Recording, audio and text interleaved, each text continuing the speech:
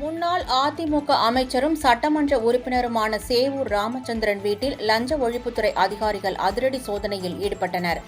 கடந்த 2016ஆம் ஆண்டு முதல் 2021ஆம் ஆண்டு வரை இந்து சமய அறநிலையத்துறை அமைச்சராக பதவி வகித்த அதிமுகவைச் சேர்ந்த சேவூர் ராமச்சந்திரன் ஆரணி சட்டமன்ற உறுப்பினராக இருந்து வருகிறார்.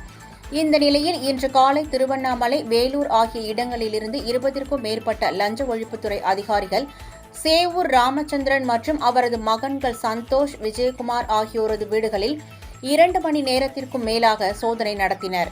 கடந்த 2 ஆண்டுகளுக்கு முன்பு சேவூர் ராமச்சந்திரன் அமைச்சராக பதவி வகித்தபோது 200 கோடி ரூபாய்க்கு முறைகேடாக சொத்து சேர்த்துள்ளதாக பரபரப்பு குற்றச்சாட்டு எழுந்தது. இந்நிலையில் தற்போது நடைபெற்று வரும் சோதனை அதன் அடிப்படையிலானதா அல்லது வேறு காரணமா என்று கேள்வி எழுந்துள்ளது.